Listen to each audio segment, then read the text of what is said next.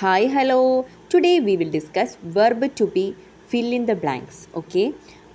ഇന്നത്തെ വീഡിയോയിൽ നമ്മൾ ഓൾറെഡി വെർബ് ടു ബി എന്താണ്, എങ്ങനെയാണ് വരിക എന്ന കാര്യം ക്ലിയർ ആക്കിയിട്ട് ഒരു ഷോർട്സ് നമ്മൾ പോസ്റ്റ് ചെയ്തിട്ടുണ്ടായിരുന്നു. അപ്പോൾ നിങ്ങൾ ആദ്യം ആ ഒരു ഷോർട്ട് പോയി കണ്ടിട്ട് നിങ്ങൾ ഈ ഒരു ഫിൽ ഇൻ ദ ബ്ലാങ്ക്സ് എൻ്റെ കൂടെ ചെയ്ത് നോക്കുക. ഓക്കെ. അപ്പോൾ നമുക്ക് ഫസ്റ്റ് ക്വസ്റ്റ്യനിലേക്ക് കിടക്കാം. I dash A student. അവിടെ എന്താ വരിക?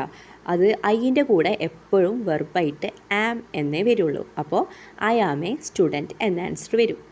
Next, he dash hungry. He is a singular verb, then we use is. He is hungry.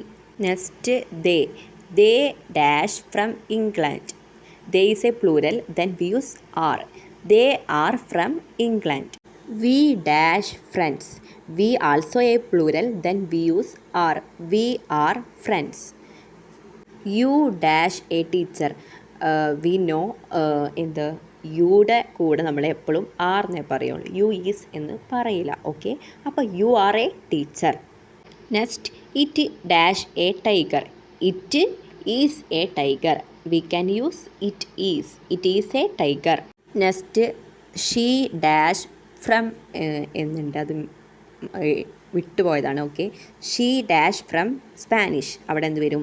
She is a singular, then we use is. She is from Spanish. എട്ടാമത്തത്, it dash so hot. അവിടെ എന്താ വരിക? ഇറ്റിൻ്റെ കൂടെ ഈസേ വരുള്ളൂ. അപ്പോൾ it is so hot.